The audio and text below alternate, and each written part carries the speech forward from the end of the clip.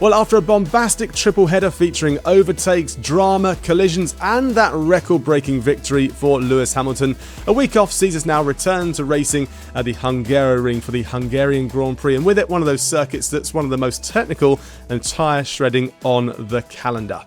Well, let's have a look at the points as we head into this one. Well, leading the way, as we know, Max Verstappen is there, 255 points, but the gap is starting to come down. Lando Norris in second on 171. Then it's Charles Leclerc and Carlos Sainz Jr. following him up. Then Oscar Piastri, Sergio Perez down in sixth on 118 points. George Russell next and Lewis Hamilton after him, just 1 point back on 110. Then it's Fernando Alonso and Lance Stroll, Nico Hülkenberg there as well, and Yuki Tsunoda in 12th. All the way down the order you see, still yet to score, is Zhou Guanyu, Logan Sargent and Valtteri Bottas. And when we look at the constructors, well, it is Red Bull leading the way, 373 points there, only 71 ahead of Ferrari, who are only 7 ahead of McLaren. Mercedes are making some points up now, 221 for them. Then it's Aston Martin in 5th, RB in 6th, Haas, Alpine, Williams and Sauber still yet to score. Well, joining me to preview the Grand Prix and have a look at some of the most recent news, I'm delighted to welcome John Noble and Sam Hall. First of all, John, how are you getting on? Yeah, better actually. Triple header was a bit brutal, I must admit. Slightly Groundhog Day to have 3 race weekends of going, seeing the same people in virtually identical looking paddocks asking the same questions that has Carlos signed his deal yet? And the answer being no again. But we'll get there. One day I'll go into paddock and they'll say, yes, he has. And we'll have the answer. But rolling on for now. Crazy thought that Carlos Sainz will finally sign a contract somewhere. Sam, how are you getting on after, Silverstone was a good race, but how are you getting on since then? Yeah, it's all good. I was a bit of an idiot and decided to go to Goodwood for the weekend off of motorsport. Let's go to Goodwood and have more motorsport. So, I could have made better decisions, but it was a good weekend out, so you know. You know what, I love Goodwood, but I think Goodwood Festival of Speed can almost be a non-motorsport event. It's a kind of an all things, isn't it, event? It's a fantastic event, and I'm a big fan of the revival, which comes up in September. Anyway, let's move on to Formula One then, because we are going to discuss the preview for the Hungarian Grand Prix, but also a bit of the news that's been going on. I think we should really set it off really with how teams are looking at this stage, halfway point in the season. And I'm going to have a quick look at my notes here, because if we look at the recent form, say take the first 6 races and then the next 6 races, the last 6 races of the big 4, that's Red Bull, Mercedes, McLaren and Ferrari, have a look at the points. It's really interesting. The first 6 races, Red Bull scored 239 points, Ferrari 187, McLaren 124, and Mercedes somehow just 64 points. Then you look at the last 6 Grand Prix, McLaren 171 points, Mercedes 157 points, Red Bull in 3rd place with 134, and then Ferrari in 4th place and 115. It's a huge, huge swing. And if you look at Red Bull, they've suffered the biggest downturn since Imola. That's the biggest difference between the first 6 races points scored and the second 6 races. What's happened to their superior car advantage as this season hit Europe? What do you think's been going on, John?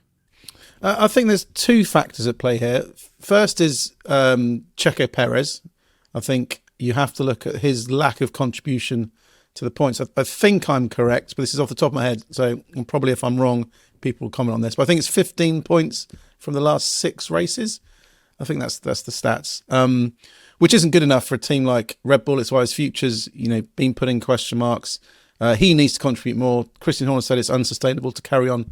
So you've got one element of his contributions shot down massively, because if you add 60, 70 points to those totals, which even then isn't really good enough, suddenly that picture looks very, very different. So you've got that.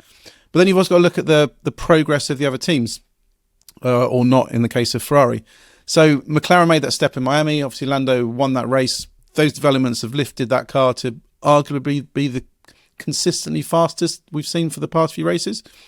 They won Miami. I mean, the slight change of circumstances. They could have won Imola, could have won Monaco, could have won Canada, could have won Spain, could have won Silverstone. So you've got a lot of factors there pushing them forwards. Mercedes, unlocked something from their car around Monaco time. Canada both had it on the wing. They could have and should have won Canada. Then obviously Austria, they're helped by the collision. Russell won that. Hamilton won Silverstone. So they've come on form now, and we'll see this weekend. Do they now have a faster package than McLaren? Could be, maybe not. We'll find out. So they've come on. And at the same time, Ferrari introduced this new floor in Spain. ticked all the boxes in delivering more downforce, lots of potential from the wind tunnel and CFD, but in reality, it was unusable downforce. High-speed bounce was back, performance dropped away, so they've hit some trouble. So you've got all these cumulative factors have come together to shake things up, and have left us quite an intriguing rest of the season, I think. It certainly has. I mean, with Red Bull, if we stick with Red Bull for a moment, and you touch upon Checo Perez's performance, the language around Red Bull has changed a fair bit. I mean, Checo, you rightly say about his points. I think it's 11 points since he signed his contract extension, his 1+1, 2 year, whatever you want to call it, contract extension. So, Sam, looking at Red Bull, looking at Checo Perez, looking at the yips that they're now saying he's got, and looking at what they're going to do, it is interesting to see how the language around Red Bull has changed regarding Perez, whereas before he seemed to be almost bulletproof with them saying, look, we're happy with our lineup. Yeah, it's weird because he signed the contract, and as Christian Horner said, that was expected to give him the confidence so that he could then progress and he could push on from what was really a strong start to the season, just like he had last year. But then since then, the results, as John said, 15 points in 6 races. It isn't good enough, and the language has gradually got... It was sort of originally committal, and like, we're going to stick with him, he's bulletproof, as you say. But it's gradually gone to almost now he's seemingly out of a seat. I don't think many people would now go, he's got that seat for himself.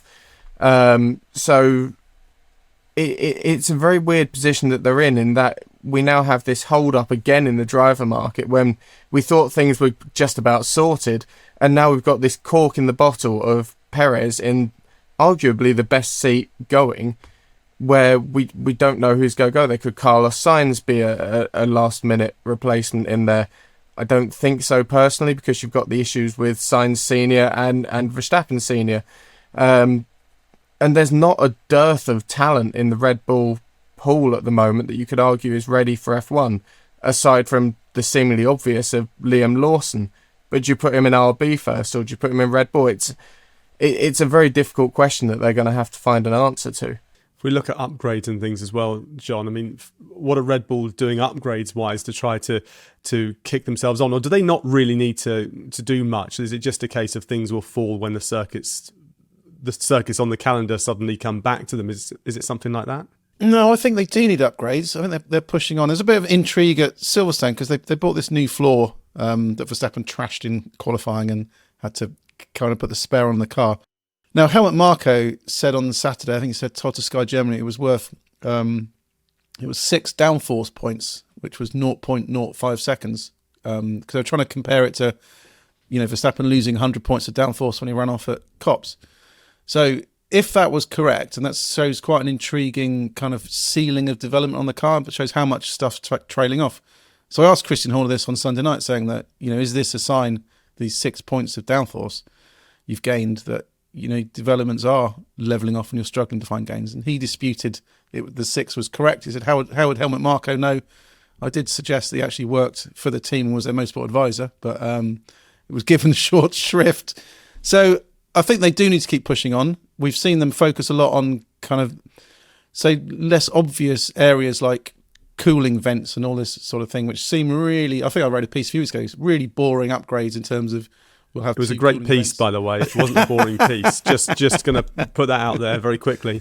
Instead of terms of having 2 cooling vents or 3 cooling vents or how you close off holes and stuff, it's not the sort of, doesn't get as excited as, radical front wings or side pod water flumes and all that sort of thing.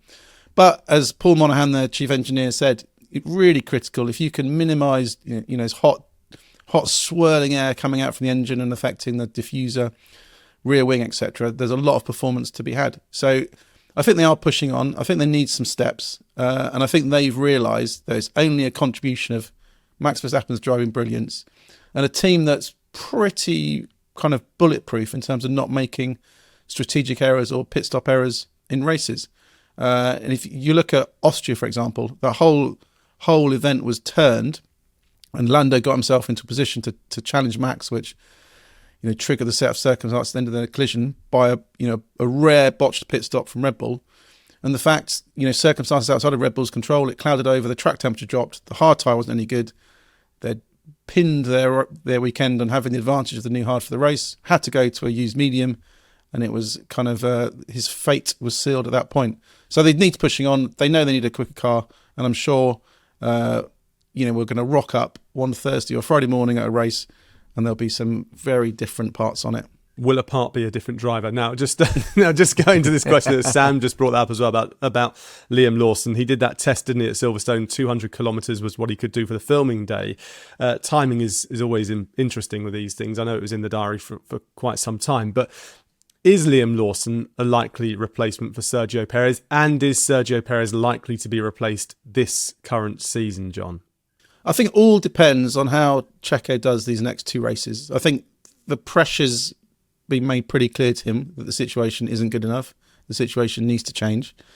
I think it wasn't coincidence that kind of the Lawson... I mean, Christian said the test had been arranged for months, the aero test, the filming day, but I'm not convinced Liam Lawson's part in that was nailed for quite some time.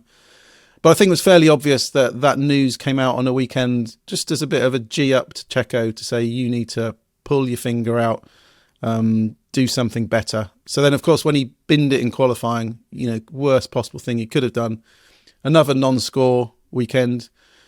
So I think, understanding the contract clause, this 100 points, supposed 100 points deficit to Max that will give the team the route out of the contract if they want it. So I think he's got 2 races now to save his F1 career. If he can sort out his problems, if he can bring home the points, and he doesn't have to challenge Max, doesn't have to beat Max, just has to bring it home. 5 seconds behind Max, finish second, finish third on the podium. Just make sure Red Bull's constructors' points are rolling on. He'll keep his seat. If he doesn't perform, if it's 2 more races, lackluster performances, Red Bull's constructors' position looks even more precarious as we head to summer break, then I've got absolutely no doubt they'll be looking elsewhere. And then it is a tough choice. Daniel Ricciardo was supposed to be Red Bull's comfort blanket. If things didn't work with Checo, he was the one that could come in and sort it. But he's not really performed well enough for RB, so he's not an obvious one to step up. Lawson is inexperienced, he's young, there's always that risk of slotting someone in alongside Max Verstappen and them getting completely mentally destroyed, and then you've ruined their F1 career. But someone inside Red Bull told me that they've never seen someone as single-minded with self-belief and confidence in himself as Liam Lawson.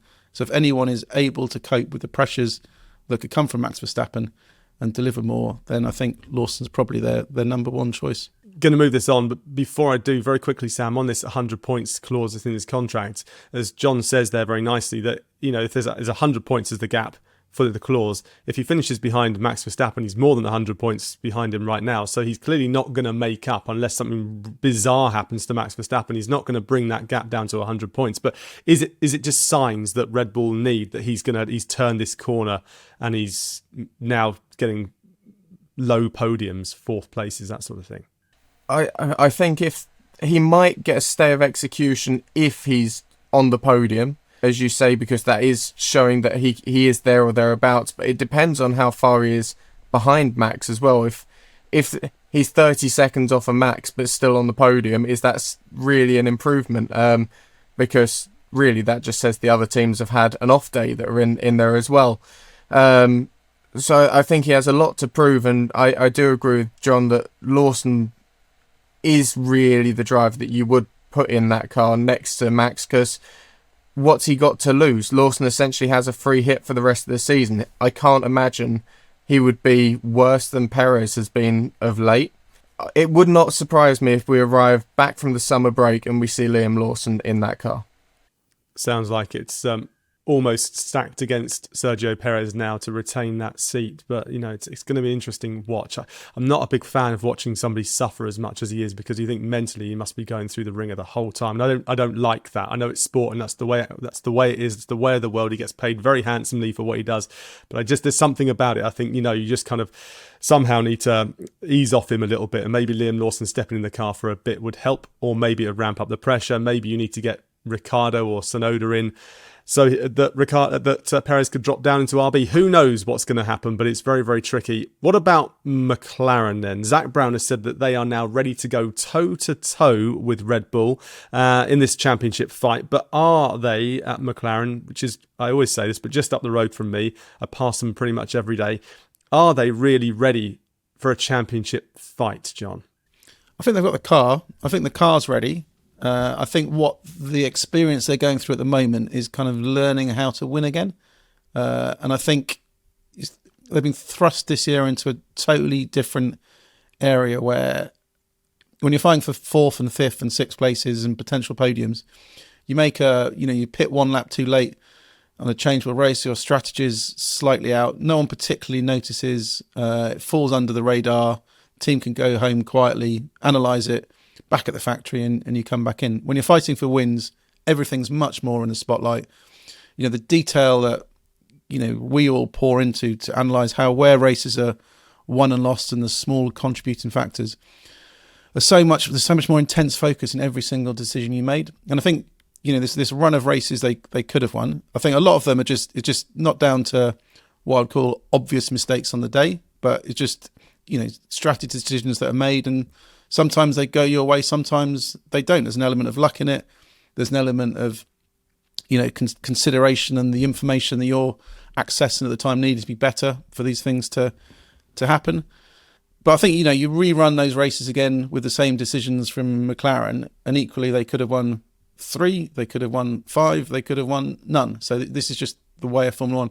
I think Silverstone was a slightly different case because I think it was obvious they did make mistakes there. I think, not double stacking Piastri, for example, and the tyre choice at the end were probably things that were fairly obvious at the time that they should have done those better. But I think this is all the process that they're going through. It's things they are working on and addressing. And I think the difference between the calls they're making not winning and the calls they're making allowing them to win is so minor and takes just the tiniest change of circumstances. I've got no doubt that they're in the position to win. They've got the mentality to do it. They know where they need to kind of pull their socks up and do better. So I think they are in the hunt. Championship may be a stretch too far. It's going to depend on Red Bull falling down. But I think consistently now in the fight for wins, and the championship ultimately will take care of itself and could well depend on how, if Mercedes taking points off Red Bull and if Ferrari can get back in the mix as well. It's interesting, isn't it? Lando Norris's language has changed a bit. He's now demanding wins and demanding more performance. I think we all watched it, and we won't do a Silverstone review because you've already done that. But not opting for the medium tyre when you had it to hand, I thought that was a bizarre move when it happened. When I was watching that, and thought, well, you've got it. Why are you not using it? It seemed a bit odd. It played right into the hands of Red Bull. But I think you also have to understand that sometimes you make decisions in races. If you go back to Austin last year, I know Lewis was disqualified for the plank at the end of the day, but they were in a race not realising who they were racing and that they were racing for the win. So they basically gave away track position to Max Verstappen because they thought they weren't racing him, and then ultimately lost the race because of it, ignoring the plank element. But there are, even the top teams make these kind of decisions in races that you have the benefit of hindsight when you look back afterwards. But at the time, it's all about the consistency of making decisions, and those decisions proving to be right is something you've got to learn over time. It doesn't come naturally, and it's all part of the brilliance of it all. And this is why Lewis Hamilton, I think, was so emotional after Silverstone, and it shows the value of winning and how tough and hard and difficult it is to execute everything and to come out on top. Yeah, I loved his response. I think, Lewis Hamilton over the years has been well, many people will say, it's not really real. He's doing this for the cameras and stuff like this and what he does to the teams. There's a lot of cynicism, but I just loved his response at Silverstone. I thought it was absolutely fantastic to see proper emotion. Him and his dad, him and the fans, him and his team. It was a brilliant, brilliant thing. On McLaren then, Sam, their language has changed a bit as well. As John's saying, Zach Brown has been saying that there's slightly differences. Andrea Stella's been saying things as well. It's almost saying that we're quite calm here. It's a nice problem to have that we're now fighting for victories and we're missing them, but it's a much nicer problem than not being able to get near the front row. Yeah, a couple of years ago, or even just last year, even possibly earlier this season, McLaren were happy to be on the podium. A podium was like a win to them, and a win was just next level. So yeah, they do have arguably the fastest car. I think we're still on the fence to whether it's the McLaren, maybe even the Mercedes or the Red Bull now, which is the fastest. But they have that car, and what John was saying about the strategic decisions, they could have looked like absolute heroes at Silverstone had the rain been just enough so that Oscar could get around the track and he would come out in the lead. We've seen it before where cars will be left out an extra lap and they're suddenly miles ahead. Obviously, this didn't play out that way, but it's that knife edge, the hero to zero, that McLaren are now playing on. Personally, I think it's really exciting that we've got a multitude of teams at the front. It's what we always want. No one likes it when there's one team running away. Ferrari are another team that are helping create the drama because they've removed themselves from the gene pool somewhat to allow the others to come on a bit, haven't they, John? I mean, they had these upgrades and then they had to take an upgrade off the car, and as Carlos Sainz said, it's put them back essentially 2 to 3 months of development because of the way it's gone. What's happening at Ferrari? Do they have any chance of recovering themselves back up the order to put them back to that second position as they were at the start of the season? I think key is what they've learned at the factory since the British Grand Prix. There's been kind of no official word yet on what their plans are for Hungary, but I think what we do understand, it revolves around this flaw and I think this is the same problem we see multiple teams have with these cars, is that you get this theoretical downforce that you can get from the wind tunnel. All your figures are pointing in one direction, but you bolt it on the car and the downforce is unusable because it puts the car in a region where it can't operate. You get this high-speed bouncing problem. The drivers lose confidence. It affects the tyre wear.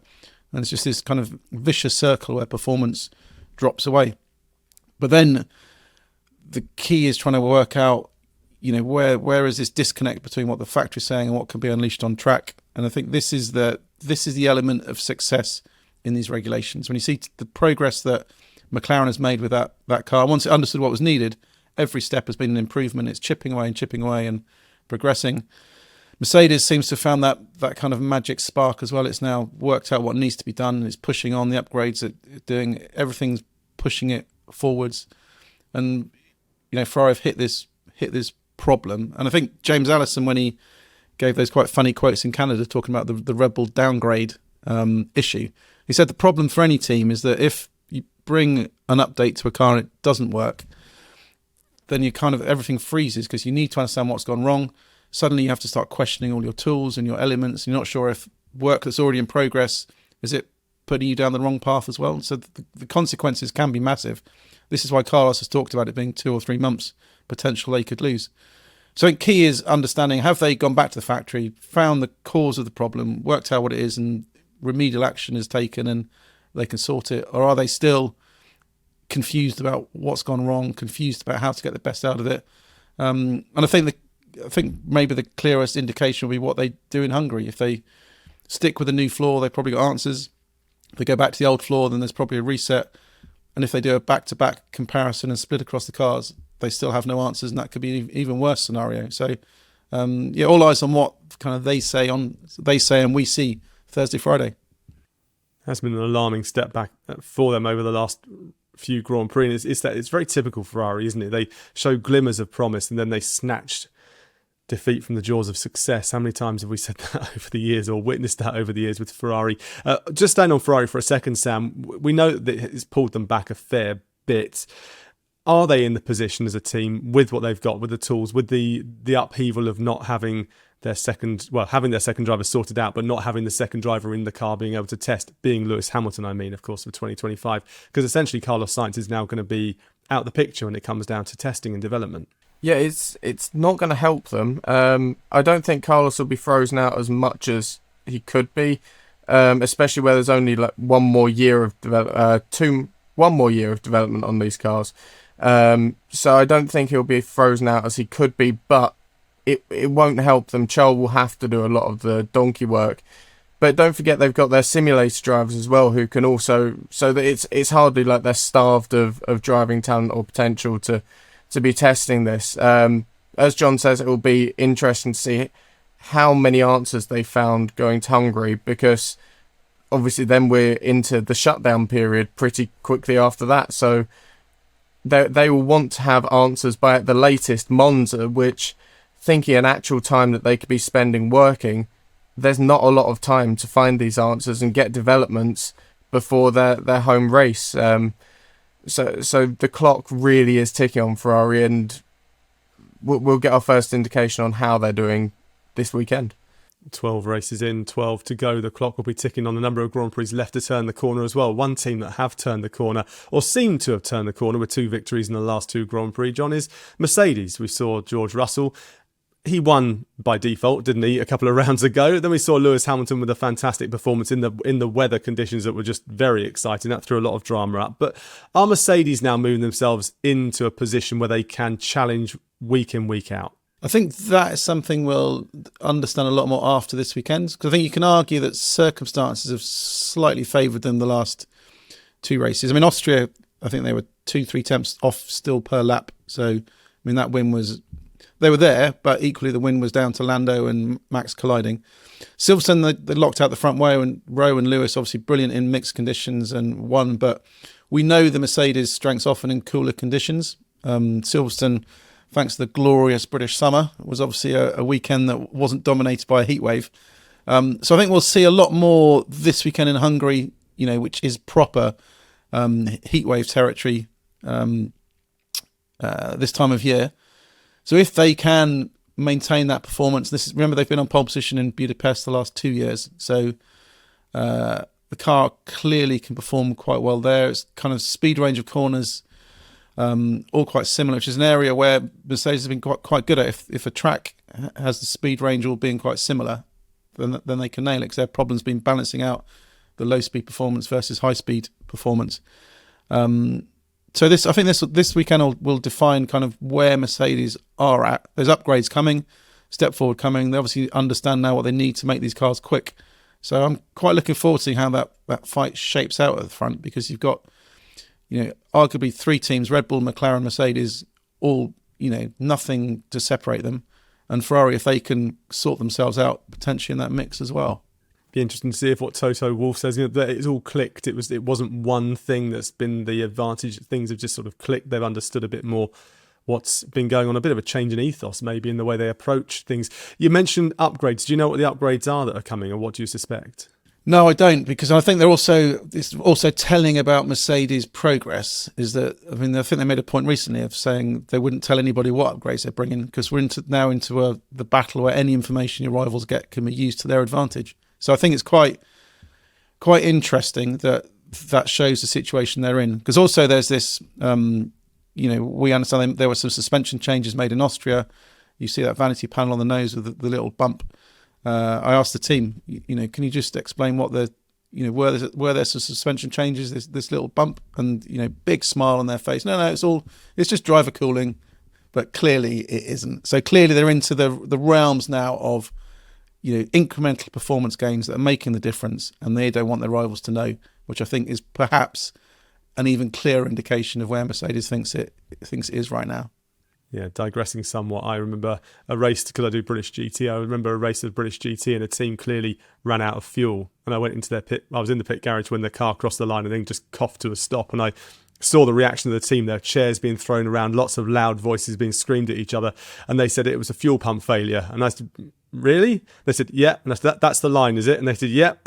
And I saw the engineer 2 weeks later. I said, really? Fuel? He went, no, ran out of fuel. And I said, yeah, the failure was there was no fuel in the fuel pump. That was the issue, wasn't it? But it was that whole thing of, what they will tell you and the reality are very, very different things. And I'm not going to say the name of the team, by the way, because that would be unfair. It was a couple of years ago, Brands Hatch. You do the maths if you're that way inclined to go and have a look in British GT. Now, let's just move on to tyres. And actually, when we look at the order, we're not going to go into full detail on the other teams. Very quickly, Aston Martin, they seem to have turned a corner a bit. Are we expecting anything from them? Are they going to move themselves back up into 5th place in the teams? They've got an upgrade coming for Hungary. So they've had this problem with the upgrade that came at Imola. Almost a similar scenario to Ferrari. Wind tunnel, CFD said more downforce, bolt it on the car, more downforce. But that downforce is unusable because it's made the car much trickier to drive on the edge when they're pushing. And this then triggers driver confidence problems. The drivers can't lean on the car and performance isn't there. So they've been trying to kind of unpick that and unravel that. Some tracks have suited them better than others, Canada and Silverstone by the looks of it. But this upgrade's coming. Obviously, Fernando Alonso, he's quite amusing now when you speak to him, because you're asking about the car and the progress, and he goes, oh, well, Mike Crack and Tom McCulloch have got a press conference now. You go and ask them. You ask them about the car. I'm just driving it. So he's clearly, I think, slightly frustrated by the situation that the progress he'd hoped what's happening hasn't happened so far. But I think a lot will now depend on the stopwatch in Hungary. The car can do the talking. And if Fernando Alonso starts beaming about the car and start happy to talk about it again, we'll know they're back in good shape. No matter what happens, if he gets an 8th or a 9th or a 7th, it'll probably be one of the best races he's ever raced, as we know with Fernando. God love him. Now let's talk about tyres then, Sam. And Hungary, they're going to bring the C3 to the C5. That's the softest in the range. We know it's a track that chews through tyres. So what are we expecting? 2-stop strategy in the main? I'm hoping for some variety in strategy, to be honest. 2-stop, throw a 3-stop in there if someone's brave.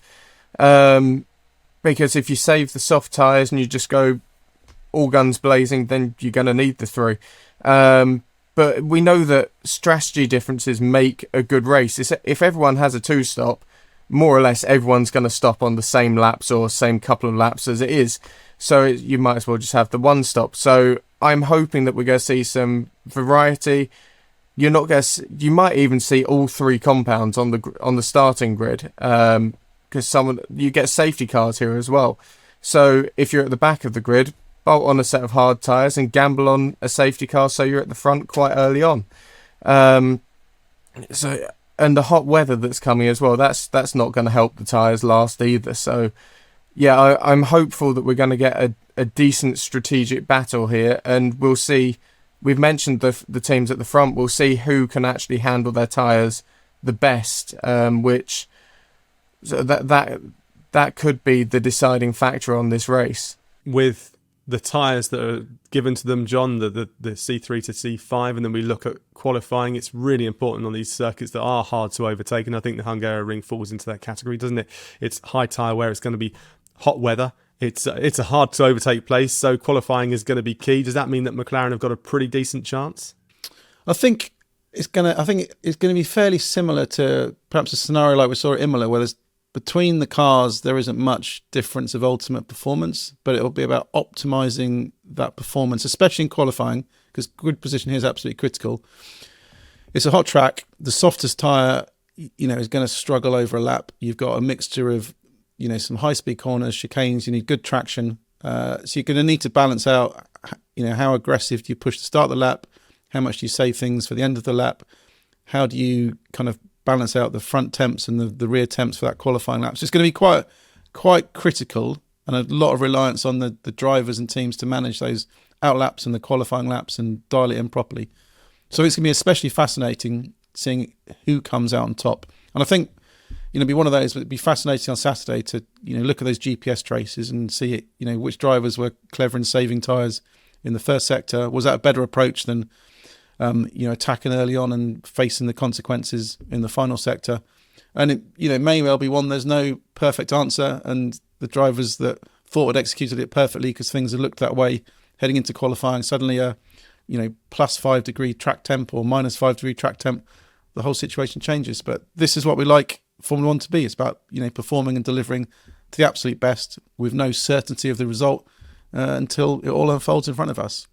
Yeah, wouldn't it be lovely if what we expect or what we hope is what comes to fruition? We've got Red Bull with a one-driver team.